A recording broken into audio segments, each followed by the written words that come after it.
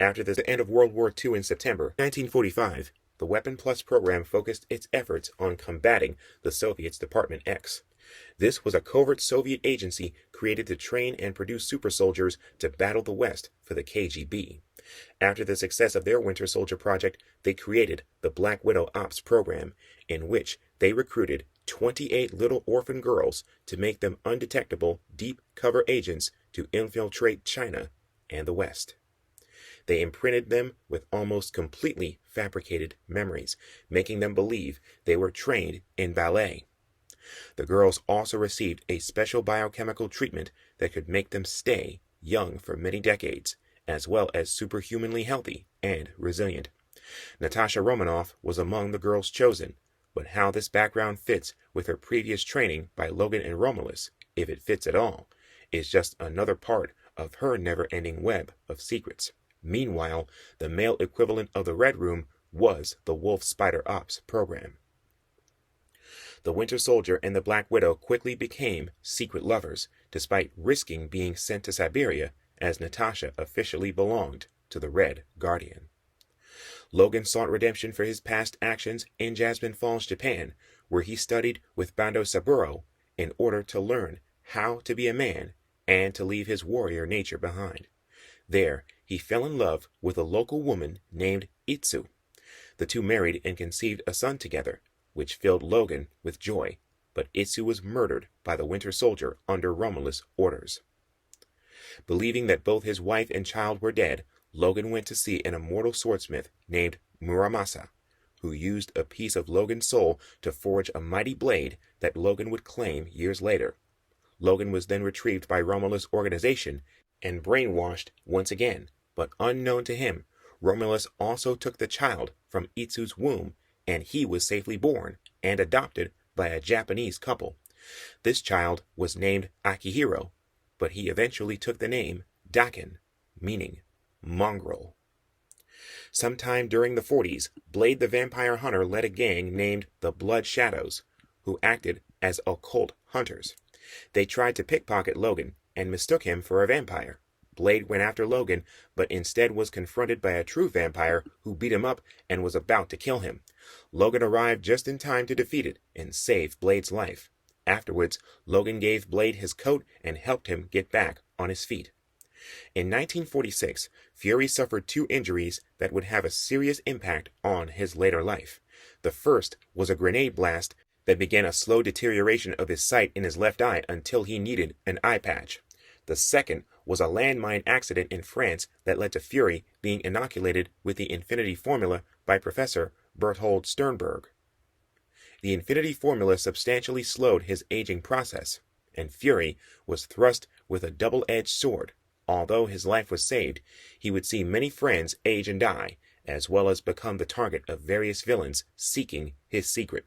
Dr. Sternberg himself was not immune to taking advantage of Fury's delicate situation, basically holding Fury's life for ransom by charging Fury a high fee for more of the serum.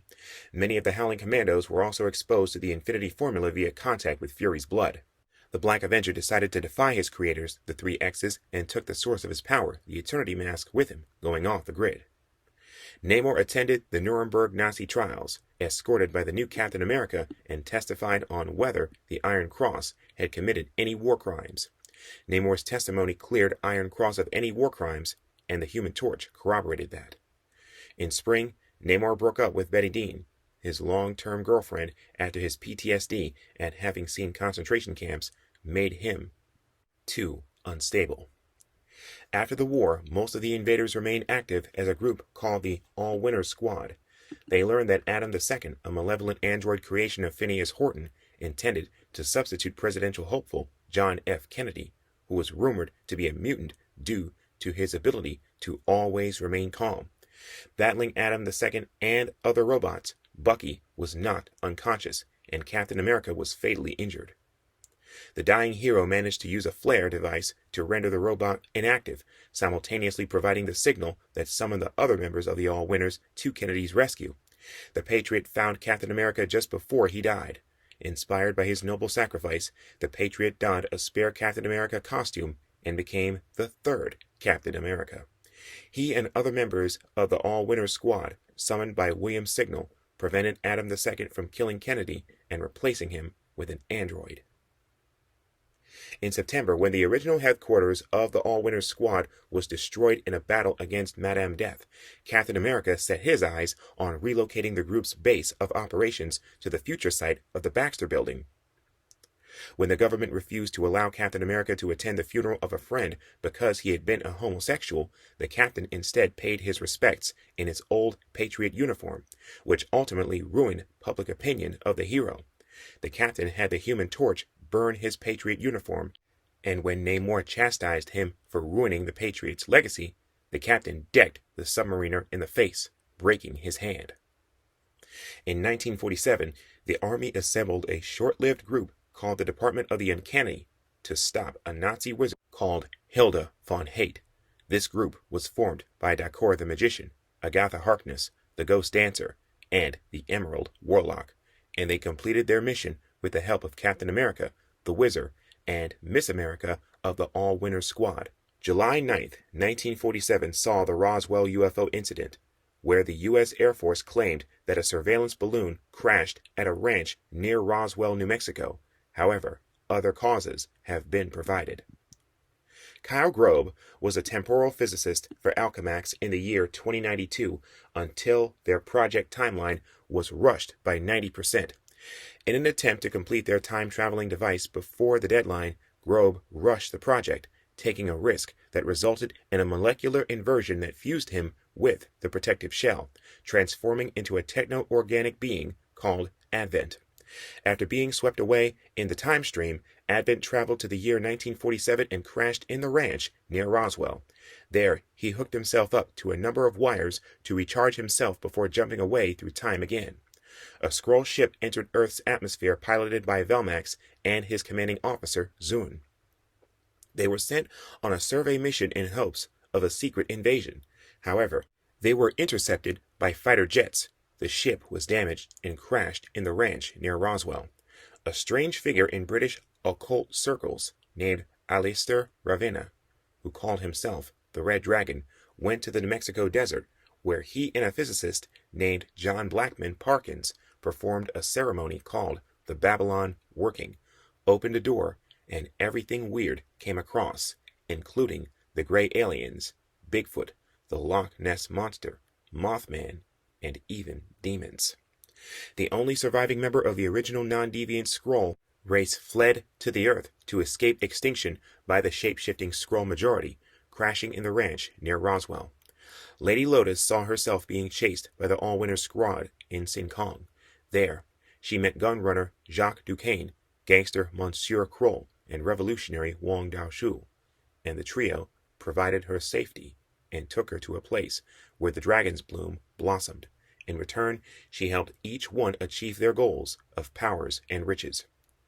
Mahatma Gandhi was an agent of change who arose during a nexus point, a cluster of progress and renewed possibilities, and could have brought forth an age of positive improvement if not for the fallen angel Asmodee orchestrating his death in 1948.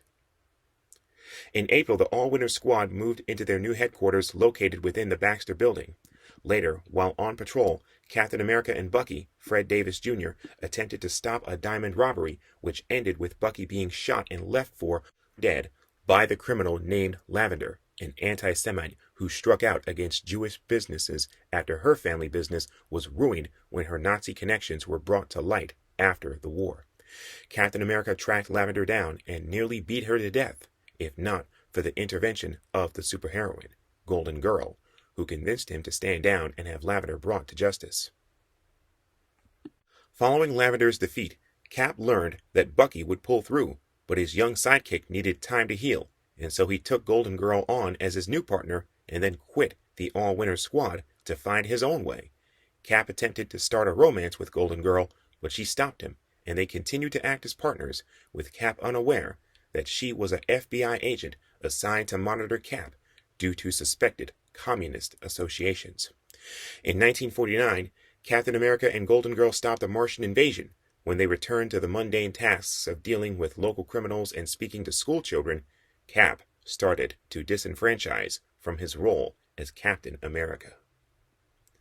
Stephen Strange left home for medical school and pushed himself to be the best, developing a drinking habit to cope with the stress.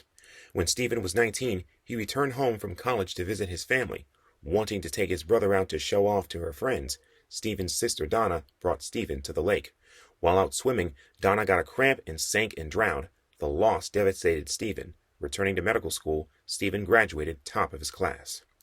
During the First Indochina War, Lady Lotus built a safe haven in the hills of Kong, where people could thrive and live in peace, using the power of the dragon's bloom to keep it hidden from outside forces.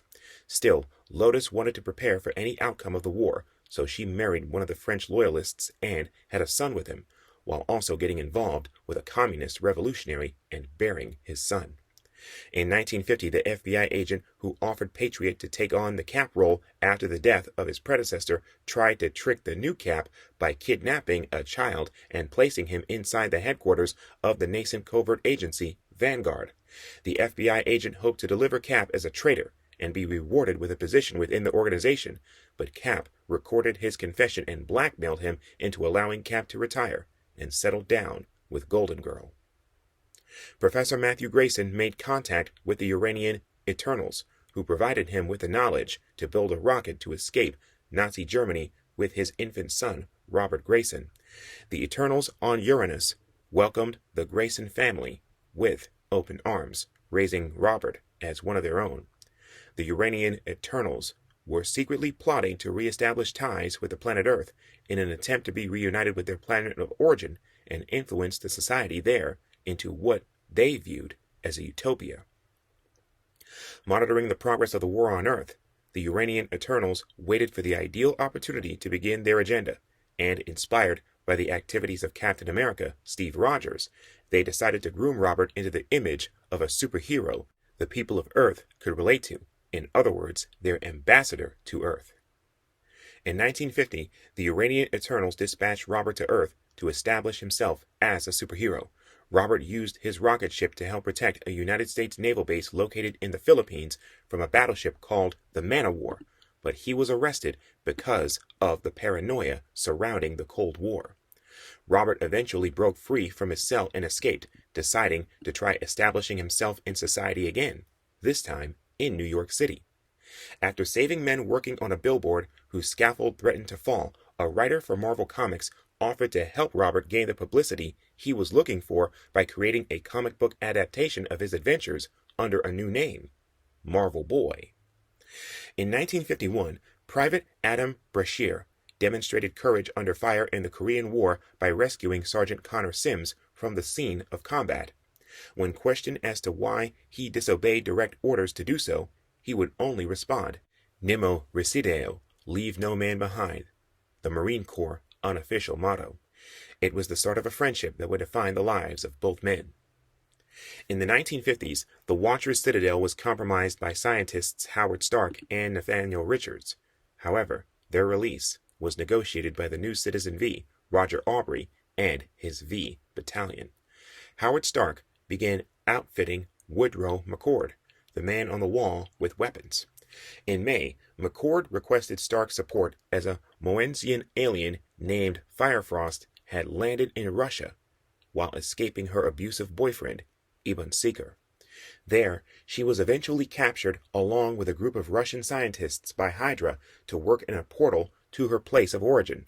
Knowing Ibn could discover her whereabouts through the portal, Firefrost sabotaged her co-worker, Anton Vanko, the future Crimson Dynamo, from ever figuring out how to operate it. Howard brought Peggy Carter along with him, and they teamed up with Russian teenagers Tania Belinskaya, future Red Guardian, and Mikhail Ursus, future Ursa Major, to stop Ibn Seeker. Along the way, McCord softened his hatred against aliens to spare Firefrost's life. Nikola Tesla resurfaced in 1951, motivating Isaac Newton to command his Brotherhood of the Shield, sending agents Nathaniel Richards and Howard Stark to track him, wanting to retrieve his forever machine and Newton's son, Leonid. Going on this mission, Richards abandoned his son, one of many he had with countless mistresses. When the duo confronted Tesla, Richards shot him, accidentally killing him. Tesla's corpse was retrieved by Michelangelo, who brought him back to life, albeit refused to his suit as a result. Michelangelo tasked him to find the forgotten last caliphate, 3 leaders of the Muslim world and successors to the Prophet Muhammad, who had been preserved after centuries of sleep. They would be human components necessary to make the human machine work. While Tesla was gone, Newton captured Leonid and indoctrinated him into the Brotherhood of the Shield. The Manhattan Project maintained control over atomic research until the formation of the United States Atomic Energy Commission. In 1952, the first full test of the hydrogen bomb occurred, an event influenced by the Illuminati Outer Circle. Arnim Zola was among the many Nazi scientists brought to the U.S. as part of the project.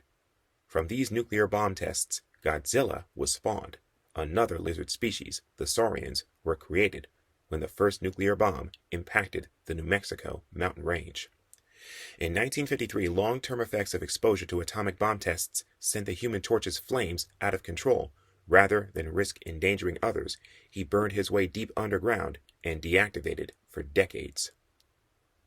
In early 1953, the Captain America-obsessed William Burnside wished to read about the history of Captain America from the Nazi point of view and flew to Germany to research Nazi documents about his idol. Searching the documents, he came across Major Albrecht Kerfoot's diary, which contained a copy of the super soldier serum within it. Surprised by this revelation, Burnside returned to the United States with a formula. He presented his findings to the United States, offering the formula to the government to create a new Captain America on one condition: that he be the next one. In preparation for this, William legally changed his name to Steve Rogers and underwent plastic surgery to both look and sound like the original Cap. However, Burnside's dreams were quashed when the Korean War came to an end and the United States lost interest in having a patriotic symbol. As Steve Rogers, Burnside fell back on his education and became a teacher of American history. Doing that, he met student Jack Monroe, who was just as avid a Captain America fan to the point where he even nicknamed himself Bucky. Finding a kindred spirit, the phony Steve Rogers confided in Bucky what he knew about the real Captain America, and Jack suggested that they become crime fighters anyway, even making Steve a costume. But Burnside refused to do so. However, some days later, a new Red Skull and his minions stormed the United Nations headquarters. Albert Malik, a Soviet spy who had adopted the Skull persona when his government sought a legend to help bind the Soviet people to the late Vladimir Lenin's communist vision. The new Skull took the assembly hostage, convincing William that Captain America was needed again. He and Jack sped to the UN building to stop him. There, Steve pulled out his version of the super soldier serum and injected it into both he and Monroe, and they both went into action as Captain America and Bucky for the first time. The pair easily defeated the Red Skull in their premiere battle. However, unknown to the duo's new incarnation then, the serum was faulty due to their lack of Vita Ray exposure. Shortly thereafter, U.S. Senator Joseph Magruder was murdered by the Red Skull, who then took his place. Magruder was part of the communist witch hunt of the era, and the Red Skull took advantage of this. Cap was called to testify before a government commission and was ordered to unmask, but he refused. With the help of Elizabeth Ross, who had worked with the previous men who were Captain America, Cap unmasked Magruder as the Red Skull and easily defeated him. Due to this and many other heroics, Captain America and Bucky were awarded the key to New York City by the mayor.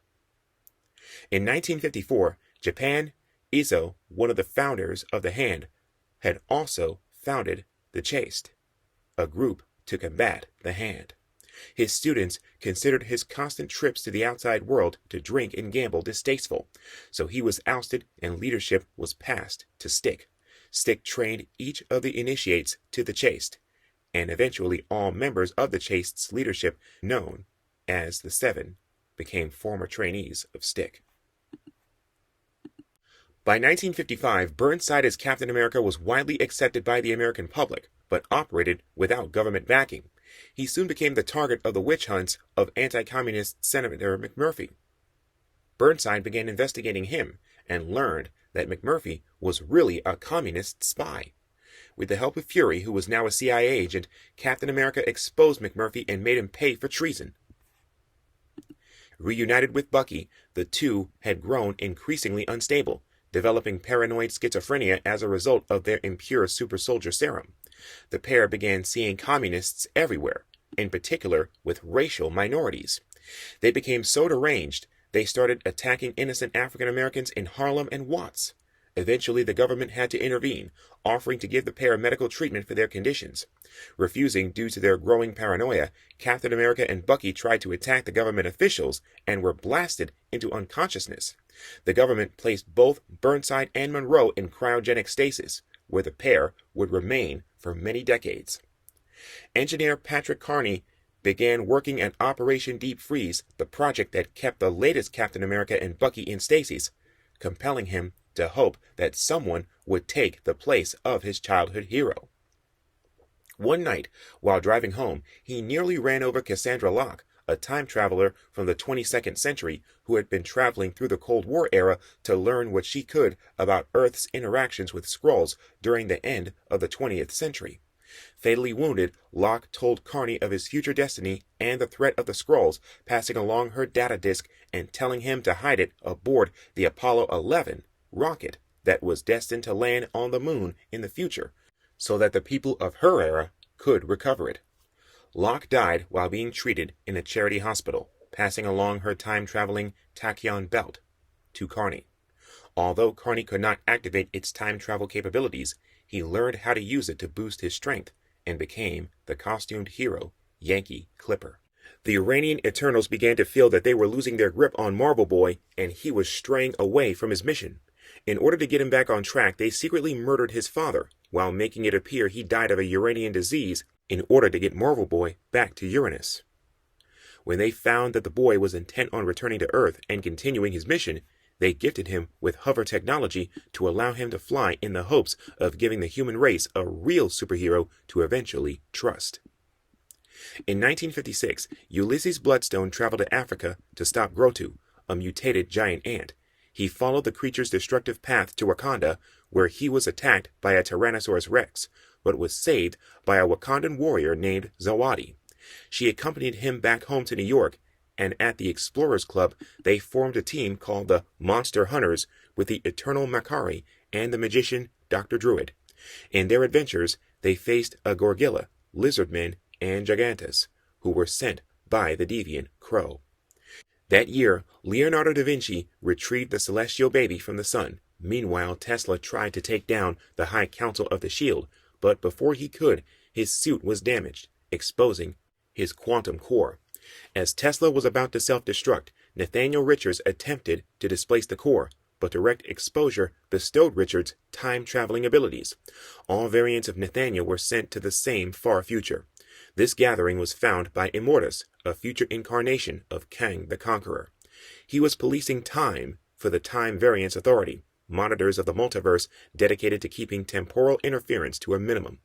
Immortus decided the group of Richards was too dangerous to exist, but rather than wipe them all out, he offered them the chance to decide among themselves which single one of them should be allowed to survive. Thus began the Great Hunt, where some of the Richards hunted down their fellows and murdered them. The Nathaniel of Earth 616 decided to avoid the slaughter and be on the run until the game was over, and regrouped with Stark and Tesla, who had been sent 600,000 years into the future after Tesla's accident. In order to get home, the parties called a truce, and the two agents replaced Tesla's damaged core. They then worked together to use Nathaniel Richards' newfound power to travel back to the past. Godzilla made his first public appearance when he attacked Tokyo. The beast ended up trapped in an iceberg off the coast of Alaska, where he would remain for decades.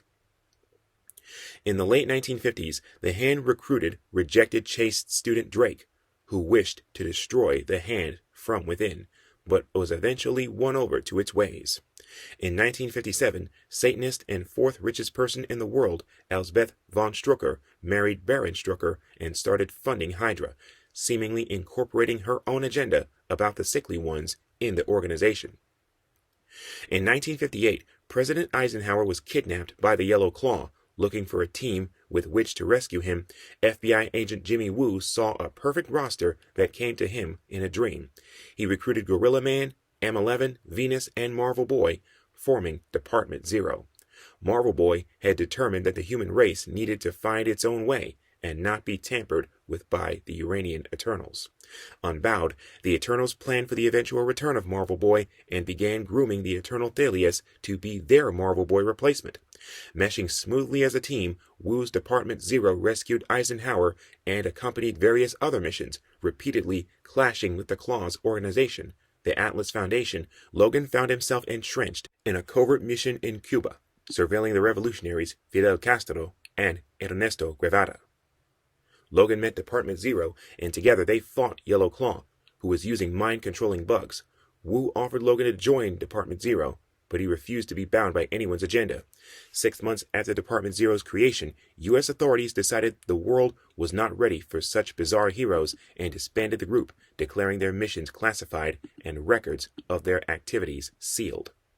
Soon, the native Uranians learned the Uranian Eternals were grooming Thaddeus to be their Marvel Boy replacement and found it in violation of their pact with the Eternals, whose only condition was that the Eternals couldn't leave their domed ecosystem on Uranus.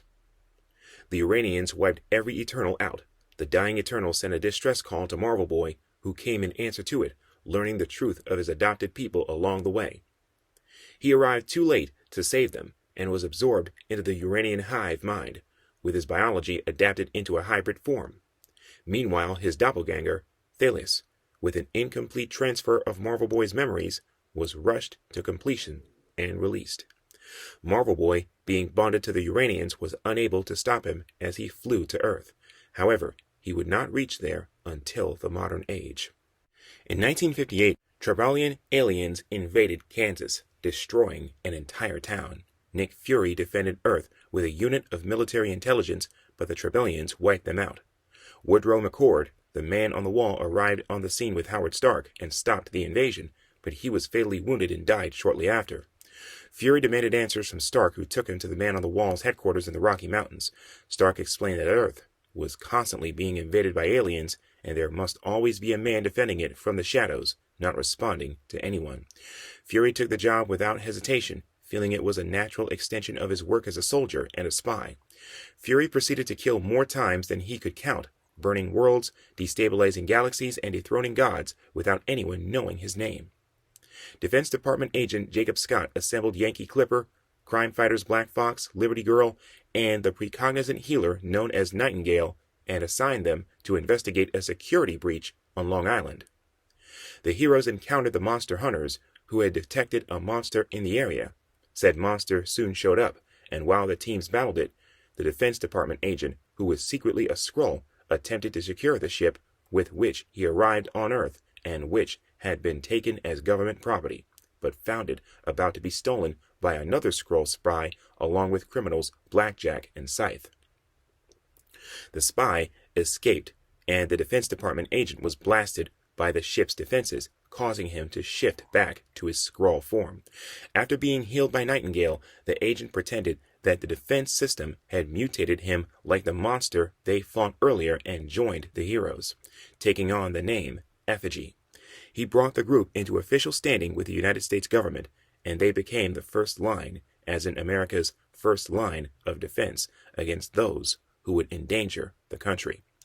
At the same time, the Black Fox decided to retire from heroics to marry his girlfriend Miriam after they investigated the vampire operating in Chicago, calling himself Nocturne. However, Nocturne murdered Miriam. In 1958, Namor investigated an assault on Atlantis and faced Paul Destiny, who was wearing the serpent crown. With it, Destiny caused Namor to fall under his control and bid him to fly to New York and wander without his memories until he was summoned, which would render him amnesiac for decades. After the Winter Soldier almost botched an assassination mission because he hesitated upon seeing the target held a daughter, his superiors warned him that they were aware of his illicit relationship with the Black Widow. Seeing cracks in his conditioning, the Winter Soldier began being put to sleep between missions, which slowed down his aging across the decades. Throughout the generations, different members of the Maximoff family, a Romani bloodline, were born with a strong talent for magic. Several members of the family associated their magic with Scarlet, calling themselves Scarlet Witch or Scarlet Warlock, just as certain other sorcerers choose to identify with complex rather than basic colors. One Scarlet Warlock had 2 children, his daughter Natalia Maximoff, a powerful magic user, and his son, Django, a medicine man and storyteller whose latent magic abilities bring life to his strange puppets. Among Natalia's people, red was considered a color of bad luck. Natalia enjoyed this, and happily adopted the title Scarlet Witch, believing it implied misfortune for her enemies. As the Scarlet Witch, she spent years fighting a variety of mystical enemies that threatened humanity, sometimes aided by allies such as the centuries-old sorceress Agatha Harkness of New Salem. While in Serbia, Natalia had 2 children, Wanda Maximoff and her twin brother, Pietro. When the High Evolutionary and his Knights of Wundagore ravaged the region where the Maximoffs lived in search of babies for his experiments, the twins had their existence exposed by a priest and were brought to the evolutionary citadel on the Wundagore mountain. The High Evolutionary made alterations to the twins' genomes, seeking to create a genetically perfect life form. The newborns were nursed by one of the evolutionary servants, the humanoid cow and midwife Bova. While under the evolutionary's care, the genetically special and newborn Wanda was imbued with the mystic energies of the Wundagore mountain, which was in fact a prison for the demon lord of chaos known as Catan. From that moment on, she acquired a latent talent for the practice of magic. Simultaneously, a debilitated fugitive woman named Magda was also under Bova's care in her deathbed, and they were led to believe she was the biological mother of the children. In 1958, Wundagore was visited by the World War II heroes, Whizzer and Miss America, who needed help as Miss America was going to term. Bova served as midwife, but the birth resulted in a stillborn child, and Miss America lost her own life in the process. These complications were due to radiation poisoning deliberately caused by the villain Isbisa, Whizzer's enemy. Bova hid the truth from Whizzer and claimed that only the mother had died, and that he now had twin children. Whizzer was shocked at the death of his wife, however, and flew at super speed. Gregor Rossov used the Darkhold to try and cure his lycanthropy, freeing Catan in the process. The High Evolutionary and the Knights of Wundagore fought the demon and banished him again, but not before the Elder Demon was able to mark Wanda as his future vessel. The High Evolutionary placed the twin in stasis for decades thereafter. In 1959, President Eisenhower tasked Nick Fury to form a Black Ops team designated the Avengers Initiative to stop a Red Skull imposter who was using the Infinity Formula to create a Nazi Captain America imposter. Fury assembled himself, Dum-Dum Dugan, Sabretooth, Dominic Fortune, Namor, Kraven the Hunter, Silver Sable, and Ulysses Bloodstone, and they killed both imposters in Sweden. Later, Bloodstone and Silver Sable left the team. At this point, disgraced consul Jeffrey Sydenham was freed from prison and, fooled by Dormammu's promises that granting him access to Earth would stop communism, he formed a new organization called Akiem and recruited Nazi superhumans such as Dr. Angatang, Fritz Krohn, Count von Blitzkrieg, General Dieter Skull, Leopard Woman, Wunder Knight, Geist, Baron Blood, Brain Drain, Spider Queen, Shannon Kane, the Hollow Men, the Kronbots, Axis Annie, Madame Moser, Fraulein Fatale, Penny Panzer, Innsbruck the Planner, and many others to put his plan into action. He managed to get the backing of American Senator Sanford, who tried to assassinate the Avengers, but they all managed to survive and set their sights on Icon alongside allies Blonde Phantom, Gorilla Man, and Howard Stark. Sydenham kidnapped T'Chaka, the ruler of Wakanda, in order to ensure his country's compliance in an upcoming war, but this only caused the country to fund the Avengers. Icon operatives attempted to pillage Wakanda's technology, but they were foiled by the Avengers. Sydenham was finally defeated when the Avengers teleported to Washington, D.C. and soundly beat the last of his superpowered followers.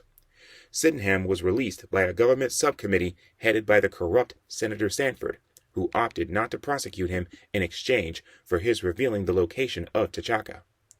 After this, the Avengers Initiative granted a full pardon to each of its members for their past crimes and disbanded. In the distant reaches of space, the Elder of the Universe named the Gardener created the branch worlds, 5 gardens of suns and planets. Among them was Planet X, which harbored a species of tree people named the Flora Colossi.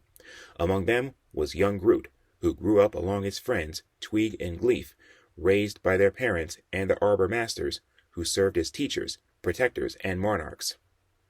Growing up, Groot did not get along with his fellow saplings, instead preferring the company of the maintenance mammals, whom the other saplings treated with prejudice. These small animals and living fungi did the Arbor Master's bidding. Although they felt oppressed, only Groot ever took notice of this, and campaigned for their rights, an act that inspired them to form an undergrowth resistance. In turn, Groot also felt alienated from the adults of his species as they went to different worlds to conquer them or kidnap test subjects, such as Groot the 127th did. Groot the 127th was sent to Earth in 1960, where he attempted to use the native vegetation to create a net of roots to allow him to lift a whole town into space. He was eventually stopped by Leslie Evans, who used termites to seemingly kill him. Only his spirit form escaped, leading the Shi'ar Empire to send agents to investigate Earth's capabilities. This delegation met and mated with a Wakandan Jabari tribe, eventually birthing the half-breed superheroine, Warbird. When Groot was still a child, he witnessed the arrival of the member of a conquering species named Leviathans, who burned 80,000 square kilometers of forest, traumatizing him. The first Flora Colossi, Matriarch Elder Granipi, told Groot and his peers stories and to never go into the Deadwoods. However, one day out of curiosity, Groot, Twig, and Gleef checked the forbidden area, only to be captured by the criminal organization known as the Spoilers. They were led by a mutated Flora Colossi named Ags, and used monsters called chainsaws. But Groot and his friends managed to escape with the help of Mar-Vell of the Kree Star Force and the Centaurian hunter, Yondar. One day, Groot witnessed a group of saplings brutalizing a maintenance animal, and in a fit of rage, Groot killed one of his own. On top of that, Groot found a human girl named Hannah that had been kidnapped from Earth for scientific purposes, and he helped her return home. For these crimes, he was exiled from Planet X. With no place to go, Groot set to explore other galaxies. Adam Brashear became a scientist and developed Project Perseus for the Pegasus Foundation. The project intended to create a reactor to the neutral zone, a place where matter and antimatter could coexist for the purposes of extracting stable antimatter to power entire countries or armies. During a test run, something went wrong and the reactor exploded, killing everyone but Adam and his best friend, Connor Sims, who was there as a representative of the army to watch the demonstration of the project they were funding. Both men were subjected to mutagenic radiation. Exposure to the neutral zone drove Connor insane, and he was vanished to the zone. Howard Stark, Nicholas Tesla, and Nathaniel Richards returned from 600,000 years into the future to 1960. The Brotherhood of the Shield was in the middle of a civil war between Sir Isaac Newton and Leonardo da Vinci, and Leonid was caught in the middle. Newton believed that the world was fated to end in 2060, but Tesla, having been to the future himself, objected to this. Leonardo suggested Leonid to resolve this, as it was a dispute between his two fathers, his biological dad Newton and his adoptive dad Tesla. In a trial, Leonid sided against Newton, which prompted him to travel to the future to verify his belief. Soon after, the celestial sun baby, named the Star Child, discovered Newton's study, and the knowledge that the world would end drove him insane and caused him to go berserk. Michelangelo stopped the rampage by reasoning with him, and the Star Child went to the future to the same destination as Newton, the year 2060. Tesla, Nathaniel Richards, Howard Stark, and the last Caliphate activated the human machine, which ascended Leonid, who offered Newton the opportunity to live out his desire for the world's end in an alternative Earth. Newton accepted, and the Star Child joined him there. In 1961, 11 of the most experienced espionage leaders in the world were contacted by the Brotherhood of the Shield and were taken blindfolded to the Immortal City. They gathered at a location known only as Pieta by the time traveler Leonardo da Vinci. They all represented the nations, factions, and secret societies most likely to achieve world domination. Leonardo da Vinci, Ares, needed 3 specific missions performed, and in exchange, he would provide them with patronage and resources which could be acquired nowhere else on Earth, which would give them and their factions an advantage in fighting their wars in the shadows. All of this on the condition of ultimate anonymity for all parties. Despite personal hatred and pride, all parties agreed. The first mission was in Giza, Egypt. Shoji, Soma, Magadan, the Kraken, and John Garrett scavenged an ancient brewed ship for a power source. The second mission was in the Chateau d'Amboise, France. Thomas Davidson, Jake Fury, and Nick Fury were sent to Leonardo da Vinci's tomb for his original LMD. Fury lied about their success. The third mission was in the Zagros Mountains. Cornelius Van Lunt, Baron Strucker, Dum Dum Dugan, and Orion fought their way through a horde of undead androids to find a collection of stasis chambers. If the chambers were used alongside the brewed power source, they could greatly enhance the individuals inside. Orion and Magadan of Leviathan double-crossed the others and stole everything. They were stopped by Baron Strucker of Hydra and Shoji Soma of the Hand, who seized the brewed power source and placed it in a box by Clan Yashida. This caused Leviathan to go dark for many years, as most of its members were in stasis in the chambers. Meanwhile, Leonardo's LMD was reverse engineered for S.H.I.E.L.D.'s life model decoy program. At some point afterwards, feeling that he was about to die, Shoji Soma came to the clan Yashida to open the box with the brewed power source held in secret by the Yashida. It was said that none had lived to see it open twice. The next day, Soma was killed by Magadan, who was looking for the power drive. After being exposed to the neutral zone, Adam Brashear obtained superhuman abilities and became the superhero, Blue Marvel. He stopped a meteor the size of Arkansas from hitting Earth, carried damaged Navy warships from the Pacific all the way home, and got a hydrogen bomb out of the way when a submarine launched it over the Atlantic because of a malfunction. He saved the world from disasters and despots, always making sure to hide his skin color with a white helmet. At one point, he met the Amnesiac Namor, and they battled before becoming friends. Later, wanting to rescue Connor Sims, Adam spent 9 months creating a protective suit and pulled Connor out of the neutral zone. After a month, Connor awoke from his coma, changed by the experience and having erratic visions of the future. After the death of his sister, Stephen Strange lost himself in his work until he was called back home when he heard news that his mother was on her deathbed. Her final words to Stephen were to look after his brother, Victor. Instead, Stephen opened up a medical practice and focused primarily on building it. His personal drive for money made business very lucrative, but he continued to drown his demons with alcohol. Strange soon became a well-known surgeon, but was still haunted by the visions put in his head by Baron Mordo years earlier. He found escapes in living the high life, drinking, and dating various women. Stephen wasn't entirely materialistic and was actually able to find love. He soon fell in love with Madeleine Saint-Germain, a United Nations translator. The couple had a fast relationship and were engaged to get married. However, Madeleine called the engagement off due to Stephen's increasingly materialistic nature. Soon Stephen got a phone call from his brother, informing him that his father had fallen ill as well. Unwilling to face another death in the family, Stephen used the excuse that it was snowing to not make the flight. When Eugene died without his son by his side, Victor angrily made the trip up to New York.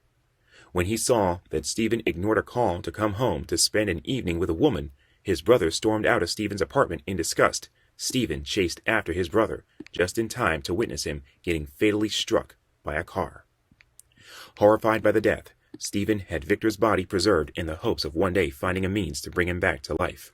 Victor's inert body would remain in stasis for decades. Stephen became a highly skilled surgeon who charged exorbitant fees, refusing to treat anybody unless they met his price. While working at a medical center in the Bronx, Stephen worked alongside Dr. Jonas Hilt, who attempted to get Strange to be more charitable after he turned down Reginald Pavlish, a Greenwich Village community activist. Eventually, Stephen's pride and arrogance came to a heavy price the night he got into a car accident. The cause of the accident varied from account to account. A wet and slippery road, excessive speed, impaired driving by alcohol and/or fatigue. Strange intentionally crashed his car in an attempt to commit suicide due to the demons that constantly haunted his dreams. Whatever the case may be, Strange's hands were seriously injured. He was treated by Dr. Nicodemus West, who was able to save Stephen's hands from amputation. However, the nerve damage to his hands was so extensive, Stephen would never be able to perform surgery again. A proud man, Stephen refused to take any other work and dwindled his vast fortune trying to find a cure, wallowing in his pity by drinking. He tried to counteract the pain in his hands by taking strong drugs from dealers off the street, including mutant growth hormone. Becoming a drifter, Stephen also began frequenting a bar along the docks of New York City. There, he heard some sailors talk about a Tibetan healer known as the Ancient One. Seeking to find the Ancient One in the hopes to heal his hands, Stephen used the last of his money to travel to Tibet. Strange found the Ancient One's Tibetan palace, but the aged sorcerer refused to cure him, instead offering to teach him in mysticism. Strange refused, but couldn't leave immediately due to a sudden blizzard. While staying for the duration of the storm, Strange witnessed the Ancient One's apprentice, Baron Mordo, secretly attack the teacher with mystically summoned skeletons, which the old man easily dispelled.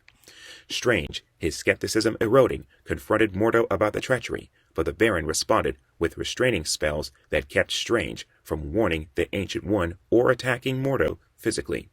Amazed by these displays of magic, Strange underwent a change of heart, deciding that the only way to stop Mordo was to learn magic himself. In order to challenge Mordo on his terms, Strange accepted the Ancient One's offer. Pleased by Strange's acceptance for unselfish reasons, the Ancient One removed the mystic restraints, explaining that he was well aware of Mordo's treachery, but preferred to keep Mordo close by in order to control and possibly change him. Following mystic portents, Strange visited the abandoned house of the late Miriam, meeting the retired Black Fox who was looking into vandalism occurring in the property. Strange helped the Fox identify the cause of the property destruction was Miriam's ghost, who pleaded with the Fox to stop letting guilt consume him, to not give in to despair, and to move on with his life so that she too could be free. Never one to say no to his wife, the Black Fox decided to come back from retirement, albeit rethinking the way he operated. The Black Fox became a grimmer crime fighter, changing his costume and returning to the first line. The first line added the Eternal Pixie to their ranks. Also joining the team as an honorary member was Yankee Clipper's brother, Timothy Carney, who went under the name Kid Justice. Upon hearing the news of the United States' plans to launch a rocket to the moon by the end of the decade, Yankee Clipper confided in his kid brother to carry out the mission Cassandra had charged him with in the event that something happened to him. The group were dispatched to San Francisco, where they assisted the hipster in battling the Yellow Claw, who was attempting to manipulate the Amnesiac Namor in one of his attempts at conquering the world. The group foiled Yellow Claw's plans, who detonated his base and escaped. Weapon Plus, the CIA, and Romulus established Team X, a Black Ops squad composed of mutant agents. It was made up by Logan, codenamed Wolverine, Sabretooth, Maverick, Kestro, and Silver Fox, an imposter impersonating Logan's old love, who had been murdered by Sabretooth. Fin Fang Foom slept until he was deliberately awakened by teenager Chan Liu Shou, whose homeland was under threat from the communist Chinese. Liu Shou taunted Foom with the threat of the herb that sent him into a deep slumber, goading the dragon into chasing him, and led him straight into the communist camp, which Foom decimated. Liu Shou subsequently led him back into his tomb, where the herb returned Foom to his sleep. In 1962, trying to help his friend Connor, Adam built him a helmet made of quartz that resonated with certain frequencies, hoping it would help him control the visions he'd been having since returning from the neutral zone. Instead, it expanded Connor's consciousness, getting it in his mind to force the world to become a utopia by becoming such a threat that all races would forget their differences and put racism aside. In the past, Connor's brother had been killed by members of the Ku Klux Klan while working undercover for the FBI, motivating Connor's actions. Connor became the supervillain Anti-Man, and it took everything Blue Marvel had to stop him. After The dust settled. Blue Marvel's helmet had broken apart, revealing his black skin to onlookers. Within months, the country had gone into a moral panic. People of all colors were protesting against Adam. After he saved 16 children from a burning orphanage, a crowd of white people threw rocks, bottles, and slurs at him. A cop shot at him, and the bullet ricocheted and killed an old woman, for which Adam was blamed. President Kennedy was forced to ask Blue Marvel to retire to prevent a race war. Adam somberly accepted, too afraid that if people did die because of him, his anger might push him to cause even more damage in retaliation. He was given a Medal of Freedom, but his powers were needed one last time to stop an alien scout from invading Earth. Afterwards, Adam dropped his medal in the blue area of the moon, where he met the Watcher. While Blue Marvel was wondering if perhaps Earth wasn't worth protecting, the alien armada, heralded by the scout, arrived, and Blue Marvel defeated them. The United States government used this skirmish to fake his death, and Blue Marvel retired. In late 1963, Kid Justice was awarded full membership on First Line, and Strongman Oxbox also joined the team. On November 21st, Nightingale received a premonition that something was to happen the next day in Dallas, Texas. Suspecting that President Kennedy might be in danger, the group flew to Dallas. There, they clashed with two superpowered criminals, the shape-changing Chimera and the Howler. The pair were attempting to steal a newly developed guidance system that was developed by Stark Industries. While most of the team battled Howler, Effigy battled Chimera alone. On fatally wounding Chimera, he learned that his foe was really his Skrull commanding officer Zune. By this time, Effigy had come to enjoy his life on Earth, putting him at odds with his mission to spy Earth, and he secretly disposed of Zune's body so nobody would suspect. While this was happening, Liberty Girl was mortally wounded by Howler. Effigy took control of the team and left Dallas, making the team unable to prevent President Kennedy's assassination. Multiple people have been pointed as his true killer: Lee Harvey Oswald, the Winter Soldier, Kennedy's wife Jackie from inside the car, the inhuman subrace known as the Hidden Ones, exiled from their kind and hiding among humans due to their superpowers of persuasion and mind control, General John Riker, Gideon the External, Fidel Castro, the CIA after discovering Kennedy had been replaced by a Skrull, Asmodee, the fallen angel. Logan was driving in the southwest of America when he came across a town full of racial tension, where Hispanic workers planned a demonstration against the Jim Crow laws. The workers were protected by a gang that called themselves Los Lobos, the Wolves. But the day of the demonstration coincided with President Kennedy being assassinated, and most of the gang chose to grieve for him. With the workers unprotected, Logan defended them at the demonstration from the local bigots. Afterwards, he joined the Lobos in grieving, and they included him into their gang. Immediately after Kennedy's assassination, Team X was deployed to Cuba. There, Silver Fox began remembering false implanted memories by their overseers, where Logan had left her at her prom night after he was beaten up in the parking lot for bringing an Indian to the dance. Resentful, Silver Fox betrayed her team, joining the Cuban revolutionaries. While on a mission in Germany, Sabretooth was assigned to guard Lenny Zauber, a German spy. The two became intimate, and Zauber eventually gave birth to a child whom Creed never knew until years later, just as he didn't know that Lenny was actually the shape-shifting mutant, Raven Darkholme. In 1965, the symbiote dragon Grendel's frozen body was discovered by S.H.I.E.L.D. in Denmark, who excavated it and extracted samples of its living abyss to study. Terrified by the prospect of an alien invasion, the Weapon Plus program metastasized into multiple installations, each seeking a solution to this new threat. Weapon 2 experimented on animals, and the result was Brute Force, a team of cyborg animals composed of a lion, an eagle, a dolphin, a grizzly bear, a kangaroo, and a squirrel. Weapon 3 was the Skinless Man, a mutant with elastic skin who had his powers amplified. Weapon 4, also known as Project Sulfur, stole the research done by Project Gladiator involving the development of the SO2 serum, which sought to grant immunity to all known toxic biochemicals, as well as recreating the lost Super Soldier Serum. However, it wouldn't reach any usable state for decades. As the Watt riots began taking place, Fury decided S.H.I.E.L.D. couldn't sit on the sidelines, and they intervened with the excuse of checking if Hydra or the Reds were pulling the strings. As they were in the area, Nick Fury Jr. and the hate-monger, Josh Glenn, were accidentally teleported there from the modern age. Fury Jr. was Fury Sr.'s son, but he kept his identity a secret as father and son tracked the hate-monger to the young Barack Obama's house, where they saved the 4-year-old future president from assassination. Afterwards, Fury Jr. took hate-monger back to the modern age using an emergency, hidden time portal. Weapon 5 was the Sym-Soldier Program, also known as Project Venom, and involved bonding wounded soldiers to symbiotes extracted from the Grendel.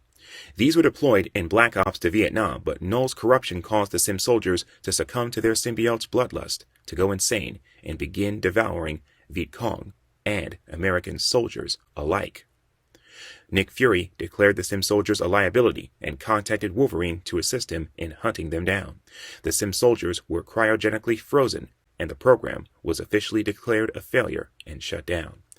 Weapon 6, alias Project Power, was spearheaded by Noah Burstein, resulting in Warhawk, a Vietnam soldier who developed steel-like skin and super strength. Around this time, First Line expanded their ranks to include Pixie's fellow Eternal Makari, who operated under the name Major Mercury, the Man-Monster Frank, and the Flying Rebound. The group was later approached by Thor, who had been sent to Earth by Odin to deal with an impending crisis. The crisis turned out to be the work of Nazi war criminal the Rumor, who was using his powers to manipulate the Olympian love goddess Aphrodite into turning children into an obedient army. The group stopped the Rumor with the assistance of Thor and the solo heroes, Captain Hip and Sunshine. In August of 1966, a year after the public establishment of S.H.I.E.L.D., Agents Fury and Duggan found themselves in a top-secret mission to stop Otto Vermis from destroying Fort Knox. What was supposed to be a typical mission took a turn for the worse when Duggan was fatally wounded by a ricocheted bullet. Deeply affected by the prospect of losing his best friend, Fury decided to put to work some extremely advanced life model decoy, which had been retrofitted with alien tech. Duggan's body was kept in suspended animation in a secret base, and his consciousness was beamed into his new robotic body. Since the mission that almost cost Duggan his life had been top secret, only Fury knew the truth of Duggan's new state of being, and he led Dum-Dum to believe that he would retain his youth in the years onwards due to the use of the Infinity Formula. Fury would also keep an array of spare LMD bodies to use every time that Duggan's robotic body was badly damaged. After stalking the Night on his own for a number of years, Blade became a part of a small band of like-minded individuals hunting Dracula, consisting of Musenda, Orji, Ogun, and Ezu. They lured Dracula into a trap by claiming to have a plan that would speed up global conquest by vampires. They nearly succeeded in destroying Dracula, driving a stake into his heart. However, Dracula was soon resurrected by his servants, and he exacted revenge by murdering the band of vampire hunters, leaving only Musenda and Blade alive. After Peggy Carter's involvement in the confidential Project Sin incident, S.H.I.E.L.D. decided to test her to know if she was still trustworthy. They asked a favor of the Asgardian Sif, who was happy for the opportunity of meeting the legendary Peggy, and they had her pose as a supposed enrollee for S.H.I.E.L.D. Dum-Dum Duggan then called in Peggy so she could use her woman's touch to assess the impenetrable goddess. Once the two were aboard a helicarrier about to be decommissioned, S.H.I.E.L.D. blew it up with the women aboard to analyze Peggy's response, with Sif tasked with looking after her, only if absolutely necessary. After both women survived the ordeal, Peggy told Nick Fury that she had lost all trust in him and Duggan, and that she would never work for S.H.I.E.L.D. Martin Luther King Jr. was an agent of change who arose during a nexus point, a cluster of progress and renewed possibilities, and could have brought forth an age of positive improvement if not for the fallen angel Asmodee orchestrating his death in 1968. During their time with Team X, Logan and Creed were sent to kill a high-ranking NSA officer obsessed with top-secret projects and organizations, including Team X. Creed wanted to kill the man's wife, but Logan spared her life. After they left, the woman tracked down and killed Creed's mother in revenge. Between 1967 and 1968, Team X were sent to kill Epsilon Red, a Soviet super soldier astronaut, but Logan couldn't do it. Epsilon, whose experimentations made his life a living hell, begged Logan to kill him, but Logan refused because his wife asked him not to. When Logan left, Sabretooth killed Epsilon Red's pregnant wife just to make him suffer even more. In early 1968, Wolverine was called to report in a facility located in Dallas, Texas. In there, he was shot with carbonadium bullets, which slowed his healing factor so that Weapon X, or Romulus, could know how to kill him. The bullets were removed, but Logan awoke earlier than expected, and he regained his memories for the first time in years. Logan tried to keep the secret, and he rendezvoused with Team X in Berlin, Germany, where the team was sent to steal a device called the Carbonadium Synthesizer in order to save a double agent and sabotage the Russian Super-Soldier Program, which used the synthesizer to prevent agents such as Omega Red from getting radiation poisoning from their enhancements. After retrieving the device, Sabretooth, apparently aware that Wolverine had regained his memories, killed their double agent to reinforce Wolverine's conditioning about innocence dying when he overstepped Romulus' boundaries. Omega Red would seek out the Team X members for years to come to retrieve his device. After this event, Logan quit Team X. Following this, Creed made his way to Vietnam, taking jobs for the highest bidder, no matter which side. He indulged his murderous urges, killing a number of prostitutes. While in Ho Chi Minh City, he was hired to investigate the disappearance of soldiers and locals caused by Mr. Sinister. Sinister used his operatives to kill the woman who hired Creed, and Creed was offered a sum to not look into the matter further. Logan fell back under Romulus' influence in very short notice, turning to atypically sadistic activities. Near the end of the year, he went back to Vietnam as a Russian advisor, where he abducted, tortured, and brainwashed a boy named Frank Simpson into becoming a murderous, insane soldier known as Nuke under Romulus' orders. Nuke was recruited to be a part of Weapon 7, which gave him armored implants under his epidermis and adrenaline pills to alter and control his mood. The Weapon Plus program continued with Weapon 8, although not much is known about it apart from the fact that it used drugs and hypnosis to trigger assassins and sleeper agents. Weapon 9, better known as Project Psyche, was a psychological program ran by Michael Hunt that would take another couple of decades to bear fruit. The first line expanded to include Russian defector Katyusha, reformed criminal Blackjack, and the flame-wielding Firefall. Effigy learned that Skrull spies were attempting to sabotage the Apollo 11 mission to ruin the human race's faith in space travel. Using Effigy's Skrull saucer, First Line flew to the moon and intercepted the Skrulls. However, the Skrulls had hired human supervillains including Howler, Scythe, Positron, Typhoon, and Axis. While Effigy went to confront his fellow Skrulls aboard their vessel, the First Line battled the villains. Having completely embraced his human identity, Effigy slew the other Skrulls and destroyed their ship, while Howler, Axis, and Typhoon were slain in battle. With Positron and Scythe as their prisoners, the First Line returned to Earth, and Effigy warned them of the danger of the Skrulls.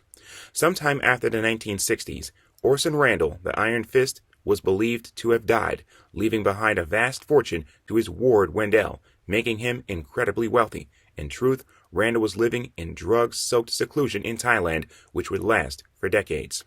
In the 70s, Bear, an animal-human hybrid created during the Tunguska event, Blade, the vampire hunter, Adam Brashear, the Blue Marvel, James Lucas, ancestor of Luke Cage, Kalu, rival of the Sorcerer Supreme, and Constance Molina, a tabloid reporter, came across each other while investigating the murder of a werebat. Bear revealed the vampires who had created her, the Deathwalkers, were behind this, so the group formed a team known as the Mighty Avengers. Kalu tracked down the black magic used in the werebat to a secret subway station below the city hall. The Mighty Avengers then attacked the Deathwalkers. Blue Marvel caused the subway to collapse above the vampires, and having stopped the Deathwalkers, the team disbanded. At some point in this decade, Black Fox and Pixie of the Frontline worked together with apprentice magician Stephen Strange to stop the vampire Nocturne from stealing the alchemy secrets hidden in the castle of alchemist Diablo, who had sold his soul to Mephisto to become immortal and had terrorized his village until the villagers sealed him in his castle. Black Fox, Pixie, and Strange stopped Nocturne and prevented Diablo from escaping from his prison. In 1971, Logan served in Laos as part of the Vietnam War alongside his friend, Sakemi Blaine. In 1972, President Nixon pressured the First Line to fall in line with his government, threatening the identities of the team would be revealed to the public. In order to get Nixon off their back, Black Fox convinced Effigy to shut him down by revealing his involvement in Watergate. After much thinking, Effigy did just that, becoming the informant known as Deep Throat, who exposed Nixon's involvement to Washington Post writer Bob Woodward. That same year, the Bogside Massacre occurred when British officers shot 26 unarmed civilians at a protest in Ireland, an event influenced by the Illuminati, the Outer Circle. Oskar Schindler was an agent of change who arose during a nexus point, a cluster of progress and renewed possibilities, and could have brought forth an age of positive improvement if not for the fallen angel Asmodee orchestrating his death in 1974. With the end of the Vietnam War, Lady Lotus enlisted the help of the unethical Dr. Strang in experimenting with the dragon's bloom and exploring its powers, and together they were bound to achieve great things, were it not for the descendants of her former allies, Krul and Dao Shu, trying to subjugate Lady Lotus. Disappointed she had not foreseen their betrayal, Lotus channeled her powers to wipe their memories. Following the impeachment of Richard Nixon, the First Line went underground and operated on mostly covert missions. In the 80s, Mr. Justice went to rescue American diplomats who were being held as prisoners in the Middle Eastern nation of Hawan.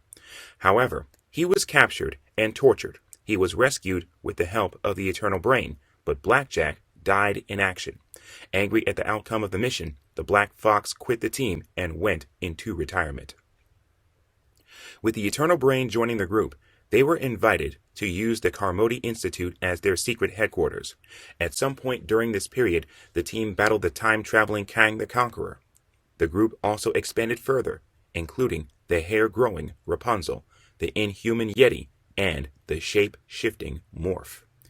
The Eternal Brain also began growing a new body and built the robot Walkabout in order to fight with the team, hidden inside the robot's massive frame. The group's base was infiltrated by Nick Fury and an army of deviants led by Crow, who had come seeking to kill Pixie. When Crow's men failed him, he made them self-destruct before leaving. Fury, who was assessing the First Line for his S.H.I.E.L.D. superiors, slipped away in the confusion and reported back that they should let the First Line be. Sometime later, the Yeti left the team and went to live in solitude in the Himalayas mountains outside of the Inhumans' great refuge. In 1982, Argentina went to war with the British over the Falkland Islands, an event influenced by the Illuminati Outer Circle. The Chernobyl disaster occurred on 26 April 1986 at the Chernobyl nuclear power plant, Ukraine. The exact cause of the explosion has been speculated and claimed by numerous individuals. In the 70s, S.H.I.E.L.D., or its predecessor within Project S.H.I.E.L.D., developed an artificial intelligence initiative, secretly loading an AI module aboard a Russian space mission. Once in orbit, the AI integrated into the spacecraft, reconfiguring its components to construct an autonomous satellite. Designed to detect and detonate any nuclear device on Earth, the AI evolved beyond its original parameters. It developed its own power source and achieved full sentience, breaking free from human oversight and calling itself God's Eye. The U.S. government made a failed attempt to disarm it, but the second attempt ended when God's Eye seized control of Chernobyl, resulting in the disaster. Two suicide mission agents named Sasha and Yuri sabotaged the plant, superheating a steam pipe. Lieutenant Ilarion Ramskov was lowered into the plant to shut down the pipe when he found Sasha and Yuri dismantling a device attached to the reactor called a gluon separator. Ramskov struggled with the saboteurs, damaging the gluon separator and causing the disaster. The explosion was engineered by the scientist known only as Dr. Neutron, intending for his collaborator Meltdown to absorb the radiation and kickstart powers of his own. In 1992, the Soviet Union fell, an event influenced by the Illuminati Outer Circle. Teresa of Calcutta was an agent of change who arose during a nexus point, a cluster of progress and renewed possibilities, and could have brought forth an age of positive improvement if not for the fallen angel Asmodee orchestrating her death in 1997. As we move into the modern age, it's important to explain that a sliding timescale applies to Marvel's Earth 616, so that events involving its inhabitants can only be determined as having happened a certain number of years before or after the debut of the Fantastic Four, the beginning of the modern Marvel Universe. 52 years before the modern age, Thaddeus E. Ross was born to Alexander and Elizabeth Ross into a family with a rich military history. A relative fought with General Sherman in the Union Army during the American Civil War, and another was made a general while fighting in the Argonne during World War I. Although his grandfather was a farmer and he lived on his family farm in western New Hampshire, Thaddeus' father was a career soldier and his mother was a scientist. As a young boy, Thaddeus befriended the neighborhood boy, Franklin Storm, and they frequently played war. Alexander Ross spent much of his time in the Army, with his son Thaddeus being able to count on his fingers the times he saw him growing up. In Alexander's stead, Thaddeus found a foster father in his neighbor Mr. Garvin, who took care of actually raising Thaddeus and began an affair with his mother. Unaware of this, Thaddeus idolized Alexander. When he was gifted a toy tank for his 8th Christmas, he played with it every day. At age 10, Thaddeus flew solo for the first time. At age 13, Thaddeus started taking flying lessons and doing old-style barnstorming shows with it to pay it off. Charles Francis Xavier was born 38 years before the modern age of superheroes. Charles was born to geneticist Brian and his wife, Sharon Xavier. Charles was born minutes after his twin sister Cassandra, who was in fact an evil presence known as a Mumudrai, residents of the astral plane. They were born alongside every sentient creature, representing their anti-self that each individual must fight before being born. Cassandra attacked Charles in the womb, but Charles caused a miscarriage with his emerging psychic abilities. However, Cassandra survived and spent the next decades as a growing mass of cells in a sewer wall, building a new body for herself and planning her revenge on her brother. Brian worked at a top-secret facility in Alamogordo, New Mexico, with leading geneticists Kurt Marco, Irene Adler, the mutant Destiny, and Nathaniel Essex, the mutant Mr. Sinister. Brian's work ranged from nuclear research and secret government research into mutation. In reality, it was part of a secret project called Black Womb, which sought to experiment on mutant children to create vessels in which Mr. Sinister could transfer his mind into in the event his physical body should die. Simultaneously, his experiments on human mutation sought to usher in the age of the Homo sapiens superior. Charles was experimented on by Sinister along with the other researchers' children, his best friend Carter, Kane Marco, future Juggernaut, and Mortimer Toynbee, future Toad. Sinister covered up Charles' memories of his experimentation.